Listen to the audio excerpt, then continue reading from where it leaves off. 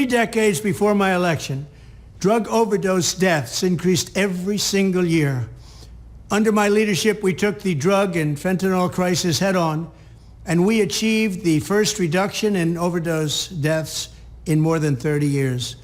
I also proudly signed the SUPPORT Act, the largest investment ever in combating the opioid epidemic. Sadly, under Joe Biden, our hard-won progress has been surrendered along with the surrender of our southern border. It's such a shame.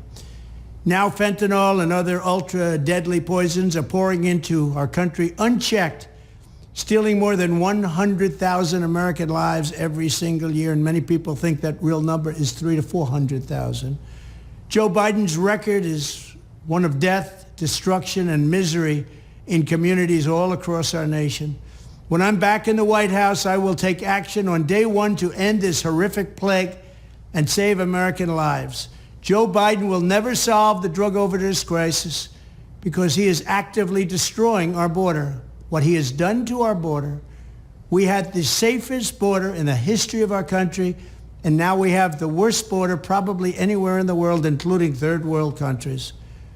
That's why I have previously announced I will impose a full naval embargo on the drug cartels and deploy military assets to inflict maximum damage on cartel operations. I will insist on the full cooperation of neighboring governments to dismantle the trafficking and smuggling networks in our region, and I will ask Congress to ensure that drug dealers, kingpins, and human traffickers receive the death penalty. At the same time, I will direct federal law enforcement here in the United States to take down the gangs and organized street crime that distribute these deadly narcotics on a local level. They are killing our people. They are poisoning our beautiful children. I will permanently designate fentanyl as a federally controlled substance, and I will tell China that if they do not clamp down on the export of fentanyl's chemical precursors, they will pay a steep price. I had a deal worked out with President Xi. They weren't going to be sending any more, and they were going to impose the death penalty on those that made it in China. Attacking the supply of these deadly drugs will be just the beginning. We must also do more to end the scourge of addiction here at home. Among the most important steps we can take is to strengthen the pillars that give life, meaning, and hope for those struggling with addiction, particular work, faith, and family. We need work, faith, and family.